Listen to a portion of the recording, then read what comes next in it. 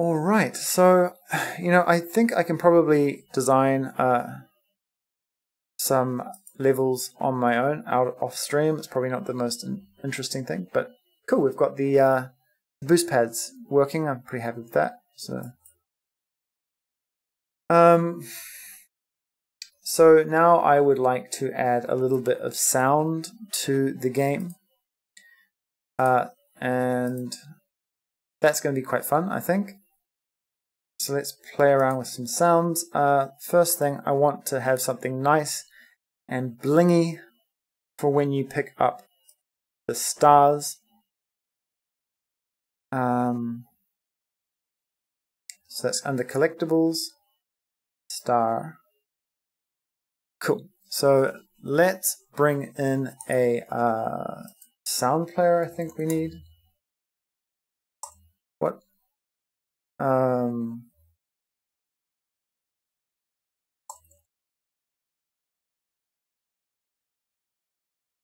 Audio stream player. Yep. Okay, and as our stream, let's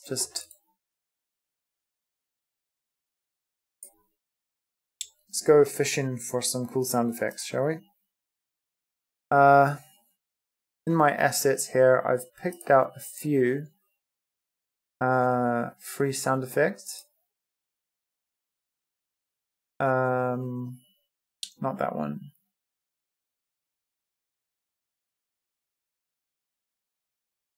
Eight-bit sound pack. Okay, so there was sort of this. This item appears. It feels a little bit cheesy. I quite like that for a collision.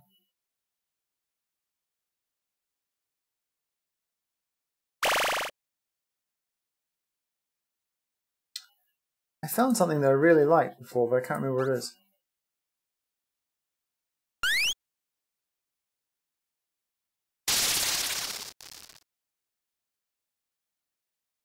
Might bring that sound down a little bit so it's not overpowering you guys. Oh yeah, I think it's Find Money.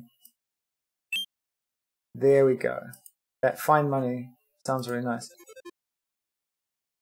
Okay, so let's grab this Find Money and bring it into our star. And we're just going to call this pickup.wef. And now if we grab our pickup sound, we can now plonk that here. And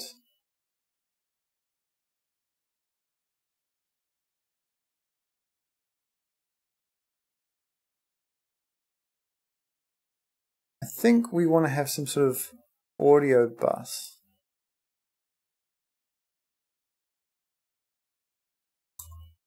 Audio default bus layout. Okay.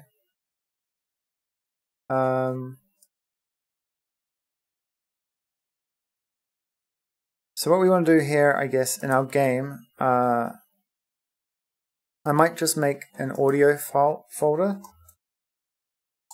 And this is actually going to be more for like managing the audio, not necessarily the audio files themselves, because I kind of want to keep those with the objects that are using them, right?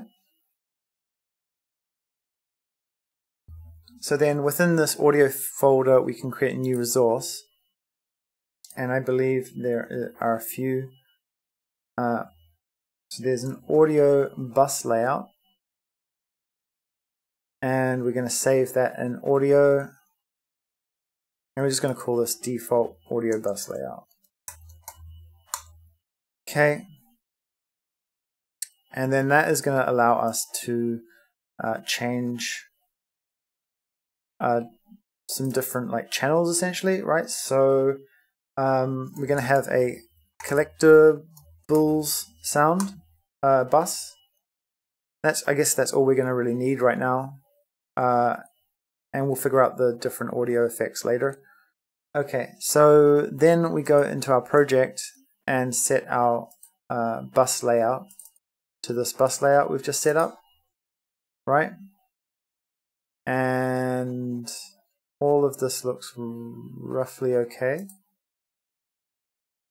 Okay, so this audio stream player is not going to play by default, but when we jump into the code and say game state, so we're not going to immediately queue free anymore.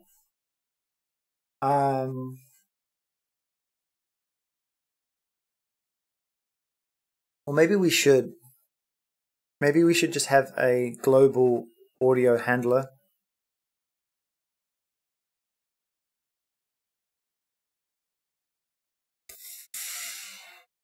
Yeah, I think that's maybe better. Oh.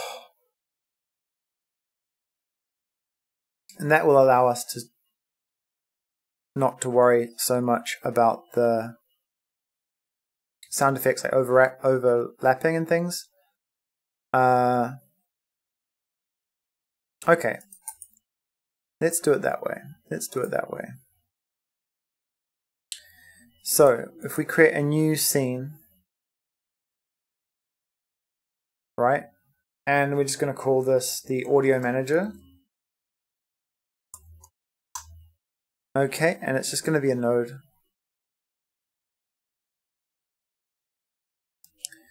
Fantastic. Let's just save this dark because we're not actually changing it. Okay, so our audio manager, and then here we're going to have an audio stream player,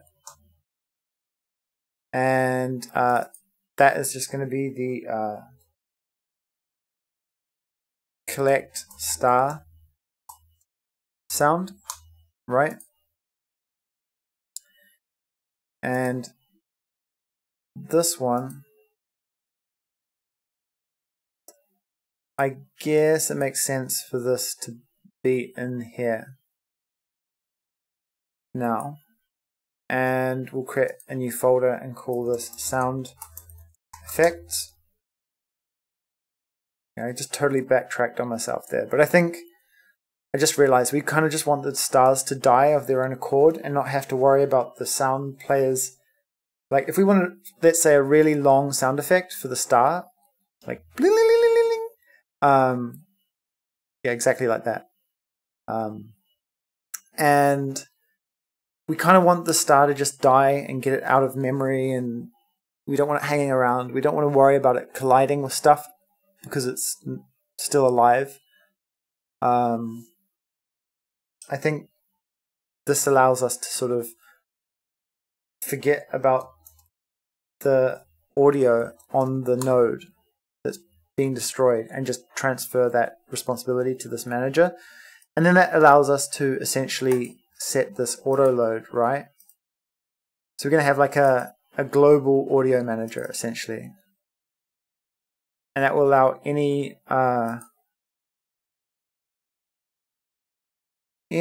hello Commodore 256. Any advice for people that want to program and don't trust magic? Like if I use Godot, I'm trusting the magic that I don't get how it works. That is Godot. If I could look at the source code and understand it, I'm trusting.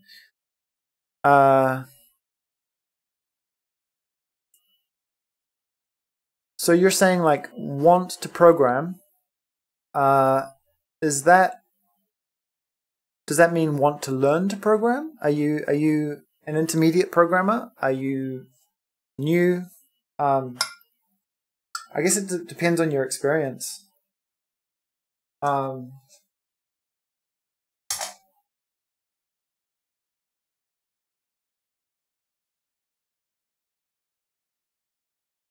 So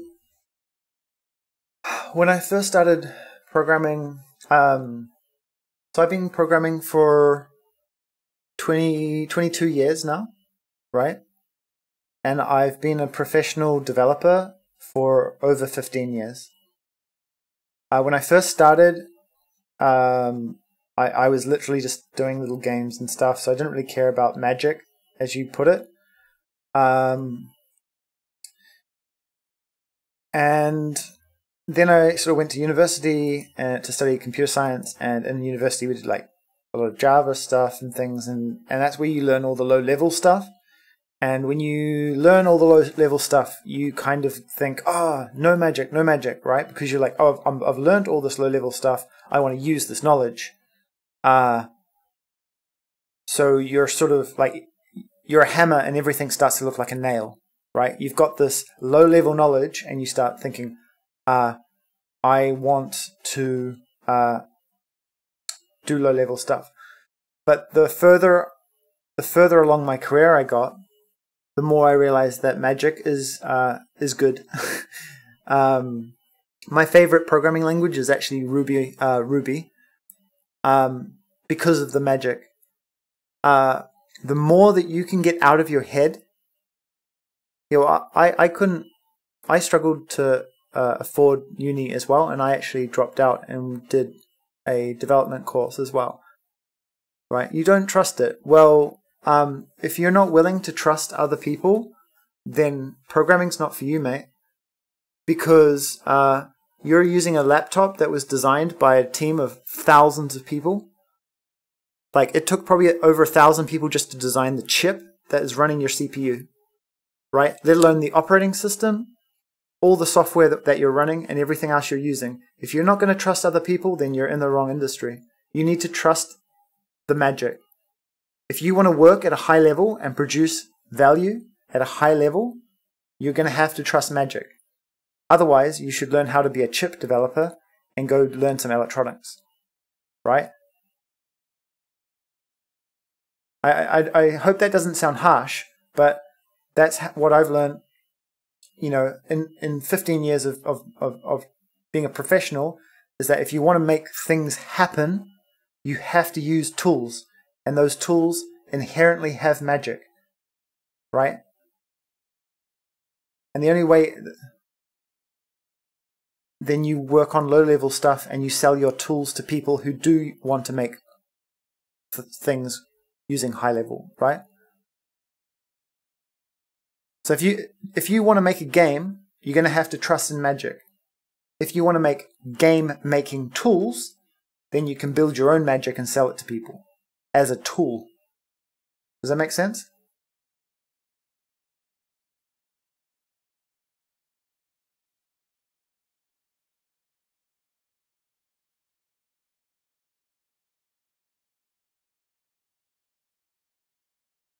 Okay, so we're going to rename this sound effect as star pickup. But yeah.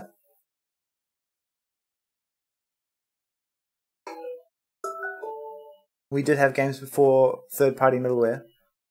But like, if you want to compete in a market and build all your own tools from scratch, right? Like, a lot of the games that get made, right? If they're not using third-party middleware, they build their own engine. Most of them fail, first of all. Read about any game devs creating their own engines. But the thing is that, like, maybe in the 80s, you could build your own engine, right? And you could be successful because no one else was building their own engines. There wasn't a lot available. You weren't competing with a lot.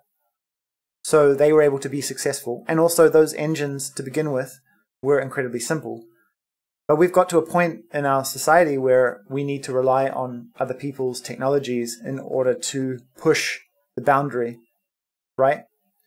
In the 80s, you could push the boundary with just one person, just one mind. But computer science and software has developed to a complexity where one mind isn't really capable of pushing boundaries on its own.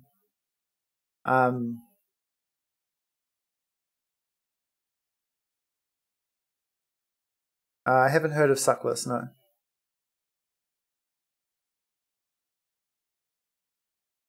Okay, so this collect sound stream, let's just pluck that here.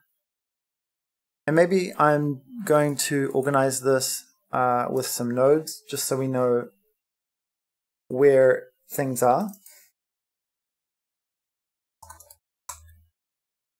I don't know. I mean, like, I'm just saying from my experience. So before I left my job, I was a lead developer at a fintech company in London, right? I've hired a lot of developers in my career, and I've managed teams. Yeah, but that's always the case, right?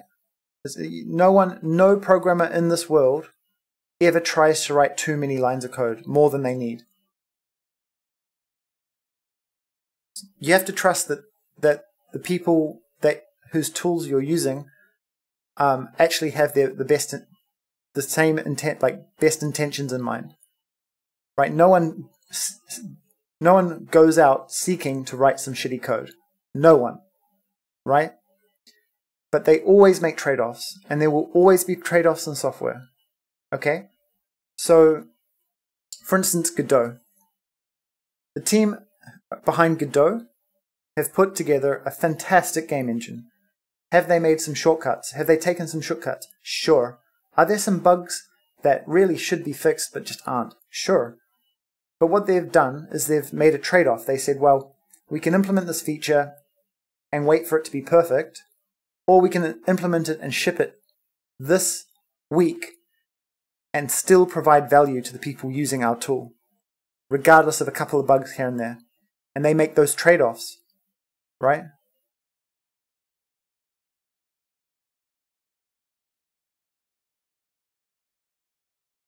Okay, but like, a philosophy is just a philosophy, right? It doesn't solve real-world problems. And the more real-world problems you want to solve with any package, well,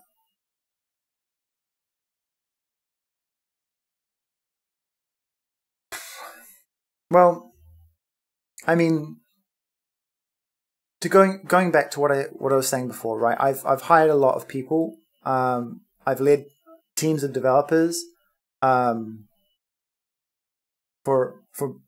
more than a decade, like for quite a while. And every time I come across a developer who uses the word magic to deride a piece of software or tooling, my experience has told me that those are generally the inexperienced developers. Like we